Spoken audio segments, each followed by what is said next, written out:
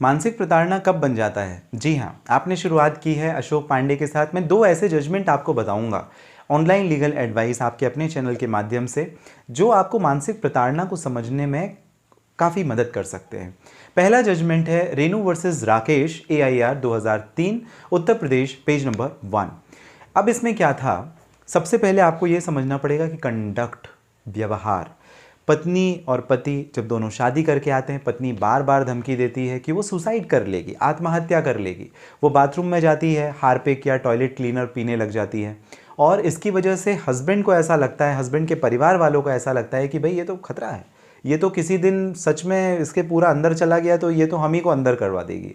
तो ये जो परेशानी है ये मानसिक प्रताड़ना बनाती है। मतलब बार बार थ्रेट देना कि मैं सुसाइड कर लूंगी या कर लूंगा, ये भी तो मानसिक प्रताड़ना है ना। और इस पर्टिकुलर केस में रेनू वर्सेस राकेश, AIR 2013 के केस में क्या होता था कि पत्नी बाथरूम में जाती थी, हार्पिक पीने का प्रयास करती थी, कंज्यूम करती थी, और साथ ही साथ में वो जो फिनाइल होती है उसे भी पीने की कोशिश कर रही थी। तो इसे लाइफ थ्रेट माना गया और इसे क्रुएलिटी में कंसीडर किया गया, और कोर्ट ने ये कहा कि ये मानसिक प्रताड़ना है, पति को इससे तलाक मिलना चाहिए, और तलाक दे दिया। Renu versus Rakesh, AIR 2013, UTR, page number 1।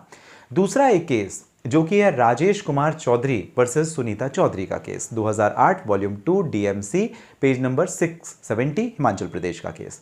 शादी हुई और शादी के तुरंत बाद कुछ अनप्लेजेंट ऐसी घटनाएं होनी शुरू हो गई जो अनफॉर्चुनेट थी, ठीक नहीं थी। जैसे अमूमन मान लीजिए घर में किसी व्यक्ति का एक्सीडेंट हो जाना, या कोई फिसल के गिर जाना, या कुछ व्यापार में नुकसान हो जाना। इस प्रकार की जो अनप्लेजेंट घटनाएं हो रही थी जो नहीं होनी चाहिए थी, उससे ये कहा गया कि भाई शादी के बाद में आई है, ये कालिका है, कलमुही है, और ये मतलब ठीक नहीं है इसके कदम हमारे घर के लिए। इस प्रकार से बात बात पर बार बार ताने दिए जा रहे थे पति और उसके परिवार के सदस्यों के द्वारा, किसे? सुनीता चौधरी यानी वाइफ को।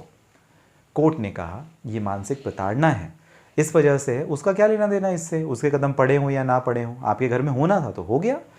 अब इस प्रकार के जो बार बार आरोप लगाए जाते हैं या बार बार बेइज्जत किया जाता है, कलंक लगाए जाते हैं कि आपके जो कदम इस घर पर शुभ नहीं है या अशुभ हैं, आप ऐसे हो या वह, तो ये सारी चीज़ें मानसिक प्रताड़ना का आधार बन जाती है, और इसे कोर्ट ने कंसीडर किया, वाइफ को छुटकारा दिया, वाइफ को तलाक दिया। और ये केस था Rajesh Kumar Chaudhary versus Sunita Chaudhary, 2008, volume 2, DMC, page number 670, Himachal Pradesh के केस में। तो आपको ध्यान रखना अपने शब्दों के लिए कि आपके शब्द क्या निकल रहे हैं। मतलब जैसे मैंने आपको पहले जजमेंट बताया था, वहाँ पे लाइफ थ्रेट था, किसको? वाइफ को बार बार कंज्यूम करती थी, हार्पिक और फिनाइल पीती थी, सुसाइड की धमकियाँ देती थी। तो वहाँ पर व्यवहार दर्शाता है कि ये मानसिक प्रताड़ना है। और दूसरे केस में अनप्लेजेंट एक्टिविटी कुछ हो गई होगी घर में, कोई चोट वोट आ गई होगी, कोई व्यापार में नुकसान हो गया होगा, तो ये कलमुही है, ये कालिका है, ये काली माई है, ये है, ये है, ये अपशगुन है। तो इन सारी चीज़ों को भी कोर्ट कंसीडर करती है, और ये बहुत महत्वपूर्ण है कि आप अपने शब्दों पर विशेष तौर पर ध्यान रखें, क्योंकि अगर ये कोर्ट के सामने जाएंगे, साबित किए जाएंगे, तो आपके विरुद्ध आ सकता है, या आपके प्रति यदि ऐसी कोई क्रुएलिटी हो रही है तो ये मानसिक प्रताड़ना है, और आपको भी छुटकारा या तलाक मिल सकता है। ऐसा इन दोनों जजमेंट्स में बताया गया, रेनू और राकेश। और दूसरा जो जजमेंट था राकेश कुमार चौधरी वर्सेस सुनीता चौधरी के जजमेंट में। आपको जानकारी कैसी लगी मुझे जरूर बताइएगा। साथ ही साथ इस वीडियो के डिस्क्रिप्शन में डिटेल लिंक है, अगर आप डायरेक्टली बात करना चाहें तो भी आप कर सकते हैं अपॉइंटमेंट बुक करने के बाद। और अगर आप अपना कमेंट भी छोड़ते हैं कमेंट बॉक्स पे, तो मैं कोशिश करूंगा, मैं प्रयास करूंगा कि आपके प्रश्नों की जो भी जानकारी है, जो जवाब है, वो मैं आप तक दे सकूं।